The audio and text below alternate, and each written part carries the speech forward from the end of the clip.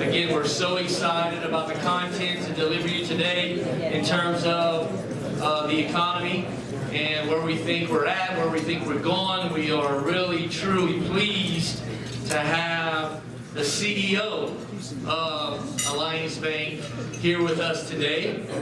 He is instrumental, he and his team, in allowing this event to continue on for the 42nd year. He is quite the guy. He's quite the guy. He's our partner.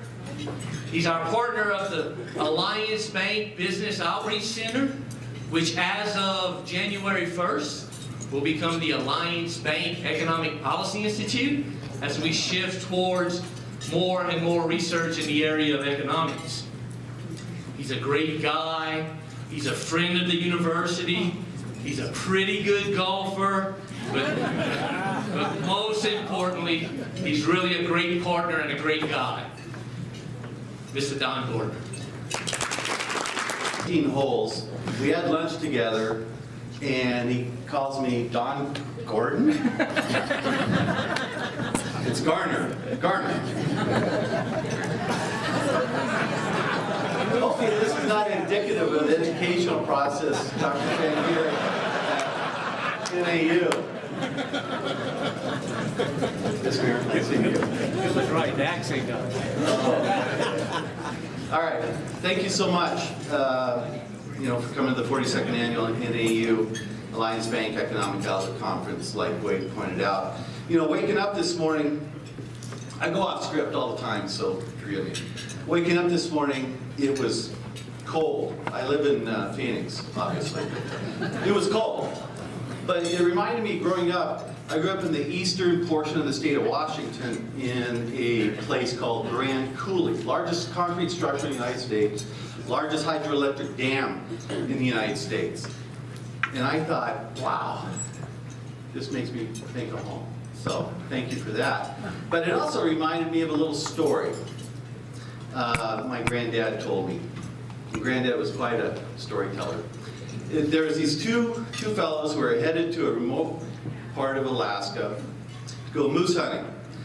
The pilot of the float plane drops them and all their gear off and says, "Remember, I'll be back in 1 week, and there's only room for one moose, okay? Just one." So the week goes by, the weather's just right, the days are perfect, and the hunting's great. And by the last day, the hunters don't have just one moose, they have two.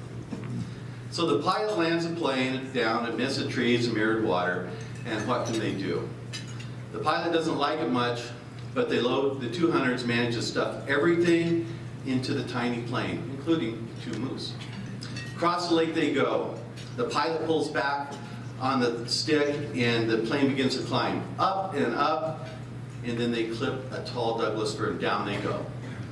On the ground, it looks like an REI store just exploded around them. And there's the pilot and two guys. They survived, and everyone's okay, except for obviously the moose. They're still dead. The first guy says, "So where do you think we're at?" And the second fellow, getting up and dusting himself off and looking around, eventually says, "Hey, I think we're a little farther than we were last year." So, excuse me, I thought I was going to have a teleprompter, so once you get to be my age, sometimes the rods and cones don't work as well as they used to. So when it comes to the economy, just a little bit farther, just a little bit better than last year could be a pretty good thing. And I hope we'll hear from our distinguished panelists more about the steady progress for our Arizona economy. I'm at Alliance Bank of Arizona CEO Don Garner, and I'm thrilled to follow. I'm going to work you so bad on this. 18 holes. And I'm thrilled to follow in the footsteps of Mr. Jim Lundy. I hope you guys all remember Jim, who had a home up here and was just an integral part of the community. And I'm very honored to follow in his footsteps. Jim was a great guy. When we first started the bank, I was part of the initial group. And Jim, I lived in Tucson at the time, And Jim came down to Tucson because he had a rental property down there that his daughters and his two daughters, I think, used to go to U of A. And so he says, hey, Don, you come down, we'll talk to a couple of these customers that you got, and to get to know them, and then I got to stop by my rental property. It's in July, so it just monsoon the night before. So we go to Jim's rental property, and we get out of his car, and we walk in, and he kind of looks to the back, and he goes, oh man, that monsoon really, you know, look at my pool, it's full of leaves and everything. He goes, would you mind, I got to go in and talk to a couple customers and maybe even talk to Robert. Would you mind skimming that pool for me? He's my boss, so what am I to say? So I go back there and I skim the pool. I've done it 1,000 times, all of us have. And he comes out and he says, oh Lord, look at all the dirt in the bottom. He goes, do you mind sweeping it? And so I sweep it, and true story, I worked so hard I got a blister on my hand. And I know, big deal, but I said, Jim, my name's Garner, not Gardner. I do real estate, not pools, but no, Jim was very, very a good mentor and a good leader for our bank. Our long-standing relationship with NAU and our commitment to education provides a perfect opportunity to collaborate on this insightful event. As I'm sure you all agree, education is the primary pathway to solid business workforce that powers our state's strong business climate. Like many of you, our bank supports many community interests, but we put a primary focus on the education initiatives. I think we'll all recognize that an educated and diverse workforce is critical to a thriving economy. And the economy is the reason why we're gathered here today to learn more about what our local, state, national, and international economic future might look like, and how these conditions will impact businesses and the market in the year ahead. Hopefully Mr. Walker's going to give us more than just a one-year look, but nonetheless. I look forward to hearing from our keynote speaker, David Walker, from PricewaterhouseCoopers, and our distinguished panelists, what they have to say about these issues and concerns later in the program. At Alliance Bank of Arizona, while we strive to be top of mind business bank in our markets, we also are deeply committed to giving back to our communities where we do business. Our goal is to help build healthy communities through leadership and education, support for affordable housing and community development, lending and investments, and we'll discuss a few examples of these later on. We also provide a variety of grants and initiatives. Alliance Bank employees embrace this community-oriented philosophy by dedicating a lot of their time, expertise, and often in leadership roles to charitable and civic organizations across our markets, including right here in Flagstaff. I'm honored to be a part of an organization that is so concerned or connected to the markets in which we do business.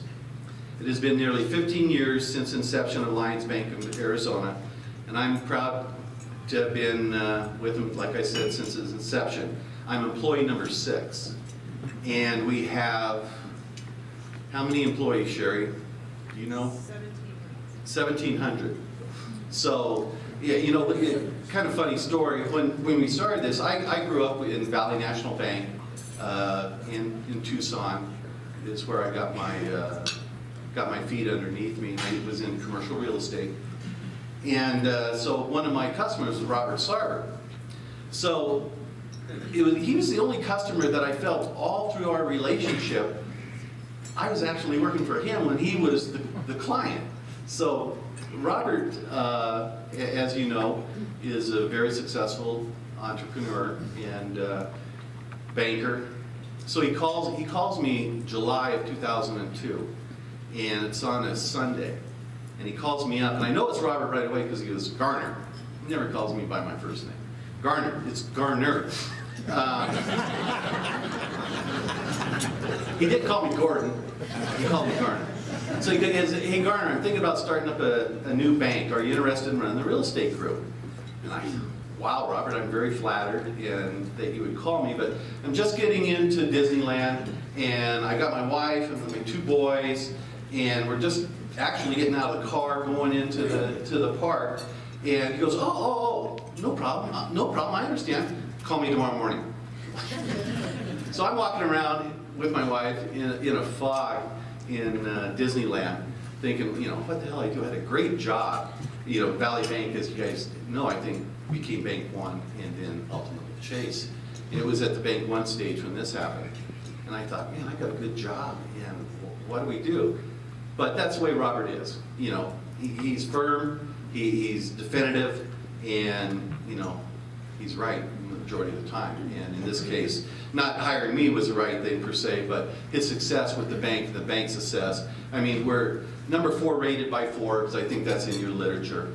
And I go down the hall to Robert's office to talk about something else, and I said, oh, by the way, congratulations, we're the 4th rated bank in the United States. And he's sitting here doing something, and he goes, great, you want number 1. So 4th is not good enough. But when we started this, I was working out of my car.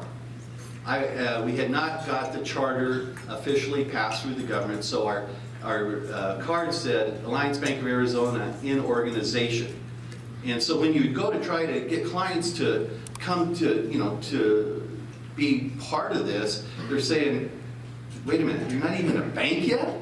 And you're wanting me to do these deals? So it was, you know, selling was kind of tough from the onset, but eventually we got our charter, and eventually in the last 15 years we've grown to where we're at.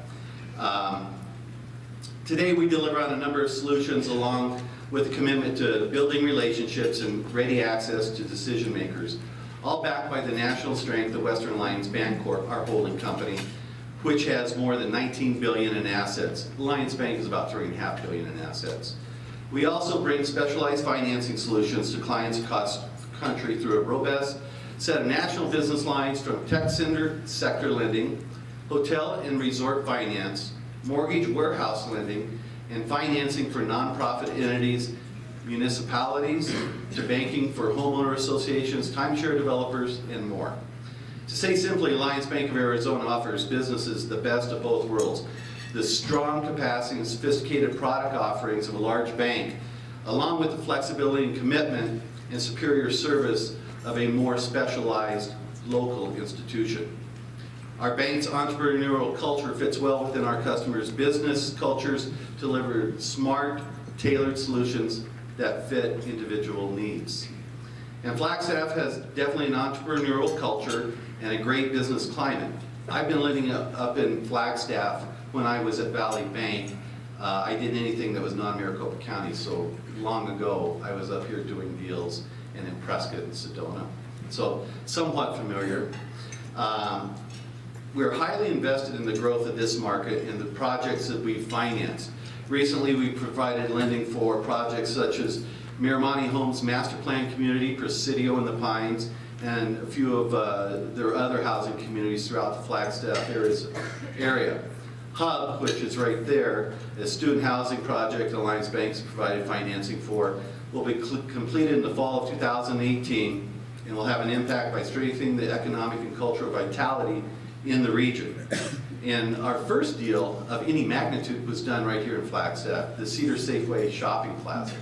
We did that in March of 2003, like 3 weeks after we got our charter approved. Our opening day was, I believe, March 1st of 2003. That's when our charter got approved. Shortly thereafter, we did the Cedar Safeway Plaza.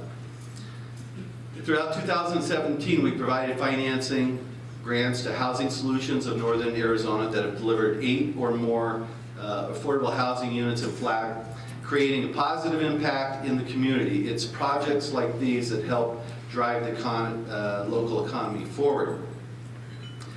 Speaking of driving the local economy forward, I'm excited to introduce Dr. Rita Chang, President of NAU, and who is a forward-thinking leader, serving as the 16th President of Northern Arizona University.